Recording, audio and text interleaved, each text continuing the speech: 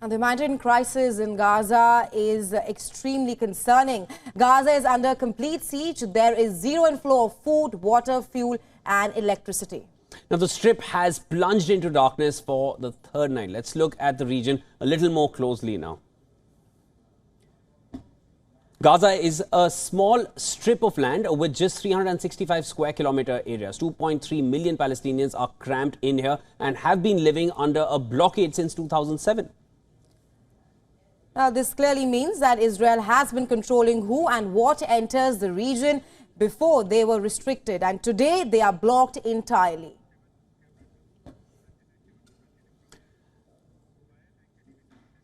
Apart from this unique situation, the region also sits on a unique network, and this is the network of tunnels. Israel refers to this as the tunnel threat. Hamas operates through this vast underground city. Now, the militant group uses it to store weapons, transport rocket launchers, hide in bunkers, and operates command centers as well.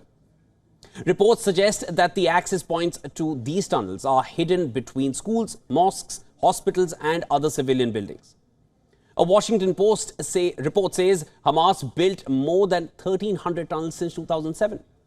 Now, the group did not invent this model. It was adopted from Hezbollah, who developed a similar network in southern Lebanon. Now, to show you in detail, let me bring you a report from our correspondent, Ghadi Francis. She visited the tunnels in 2013 to decode how the network functions. Take a look at this. It is a 4-minute walk with the dangers of death any moment. Israel could bomb us here, or simply the tunnel might collapse. Why the tunnels? Because ever since Hamas Islamic Resistance was elected and given control over Gaza, Hamas's victory prompted sanctions by Israel, the United States and the European Union, each of which had placed the organization on its official list of terrorist groups.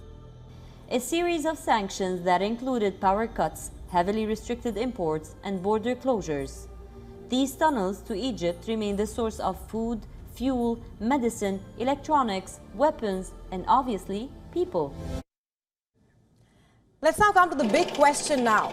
How will these tunnels play a role in today's war, where there is a lot of talk around Israel launching a ground assault on Gaza? And if that happens, it could change both sides' war strategies. Well, we could see hand-to-hand combat, increased risk of traps and blur boundaries between civilians and soldiers. Now, this is where the Gaza tunnels will come into play. There is no doubt that Hamas knows its tunnels by heart.